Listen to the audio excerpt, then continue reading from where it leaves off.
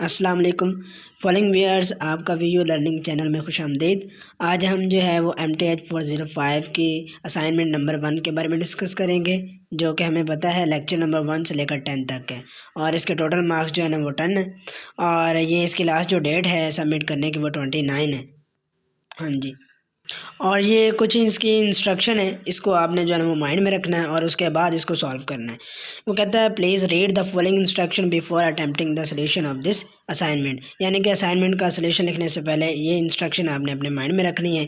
आपने 1 से 10 लेक्चर जो है ना अच्छी तरीके से उसको जो है ना वो पढ़ लेना है और इसका मुताला कर लेना है। उसके बाद हमने क्या करना है जी, असाइनमेंट बनानी है, बनाकर अपने VULMS में ही पेस्ट करना है जहाँ पे हमारे पास ये असाइनमेंट आई है जिस कोड की। इसको हम ईमेल में जो है वीडियो को सेंड नहीं करेंगे, नहीं तो आपके नंबर 0 लगेंगे।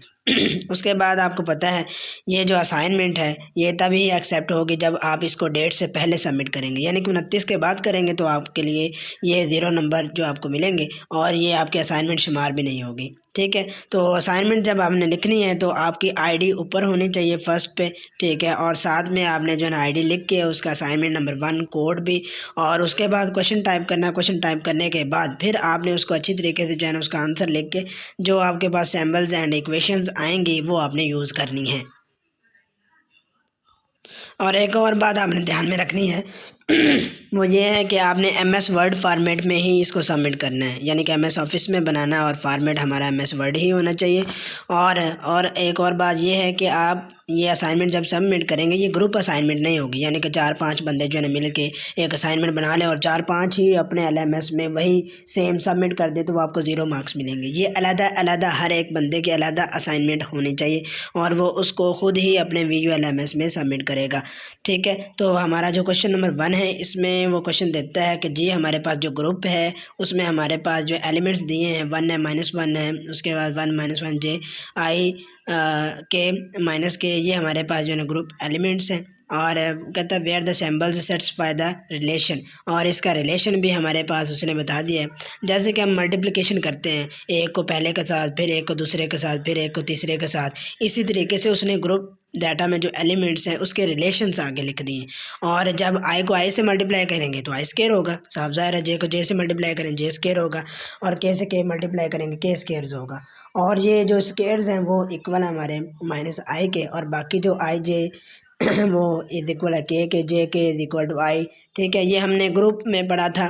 ये जो हमारी होती है ना BSc की मेथड, उसमें हमारे पास ये क्वेश्चंस होते हैं ग्रुप थ्योरी वाले, उसमें इनको जो है ना वो अच्छी तरीके से डीपली जो है ना करवाया जाता है। तो इसमें वो कहता है prove that G is a group under multiplication, also check whether G is abelian और नॉट, give reason of your answer. आपने ये शो करना है ये जो है ना अबिलियन है या अबिलियन नहीं है। आपने वो फर्स्ट में मैथ की हर एक की प्रॉपर्टीज़ होती हैं वो आपने पढ़ी होगी। उसमें हमारे पास क्लोजर प्रॉपर्टी होती है, कम्यूटेटिव होती है, एसोसिएटिव होती है, आपने एडिशन और मल्टीप्लिकेशन के लिहाज से पढ़ी होंगी। तो अबिलियन में हमारे पास जो प्रॉपर्टी है वो क्लोजर वाली है, जैसे आपने उधर पढ़ा था AB is equal to BA होता है मल्टीप्लिकेशन में, और प्लस में हम देखें तो A + B is equal to B + A होता है। तो इधर भी हमारे पास क्या है, X × Y is equal to Y × X। तो हमारे पास ये दोनों ही अबिलियन प्रॉपर्टी है। तो उसके बाद नॉन अबिलियन ग्रुप है, आपको पता है ये XY is equal to YX abelian होता है, और नॉन अबिलियन की बात करें तो XY not is equal to YX। यानी कि हम अपनी जो है ना मैथ की बुक की बात करें जो हम जनरली पढ़ते होते हैं जनरल मैथ में, उसमें हमारे पास अबिलियन प्रॉपर्टी जो होती है वो AB होता है मल्टीप्लिकेशन में, इज इक्वल टू BA होता है। तो हम उसको नॉट अबिलियन कहें तो AB not is equal to BA। तो इसी तरीके हमारे पास जो है ना वो ये जो ग्रुप डाटा उसमें जो एलिमेंट्स हैं उसका एक टेबल बनाएंगे, वो भी मल्टीप्लिकेशन में 1 बाय 1 हम जो है 1 को ले लेंगे, बाकी एलिमेंट्स से मल्टीप्लाई करेंगे। जैसे कि आप ये टेबल में देख रहे हैं 1 को 1 से मल्टीप्लाई किया, ठीक है, और फिर उसके बाद जो है 1 को -1 से मल्टीप्लाई किया, फिर 1 को I से मल्टीप्लाई किया, फिर 1 को -I से मल्टीप्लाई किया, फिर 1 को J के साथ मल्टीप्लाई किया, फिर 1 को -J के साथ मल्टीप्लाई किया। इस तरीके से सभी को मल्टीप्लाई करते जाएंगे और आपके पास जो है ना ये पूरा टेबल बन जाएगा। और जो हमारे पास इसके IJ is equal to -JI है, ये तो काबिल कबूल है, लेकिन IJ not is equal to JI, यानी कि अबिलियन के तौर पे जो हमने अबिलियन में पढ़ा था। उसके बाद हमारे पास क्वेश्चन नंबर 2 है। इसमें हमारे पास है जी, वो कहता है show that in a group G the inverse of each element is unique. वो कहता है कि हमारे पास हर जो होगा ग्रुप में एलिमेंट जो होगा वो यूनिक होगा, ये इसके इन्वर्स के लिहाज से। वो किस तरीके से, जैसे कि आपने रेसिप्रोकल पढ़ा होगा मैथ में, ठीक है, रेसिप्रोकल इक्वेशन की डेफिनेशन भी पढ़ी होगी। एक्स, उसको हम रेसिप्रोकल लिख लेते हैं 1/x, तो एक्स की पावर हम लिख लेते हैं जी -1, ठीक है। वो रेसिप्रोकल आपने पढ़ा होगा, उसका इन्वर्स भी।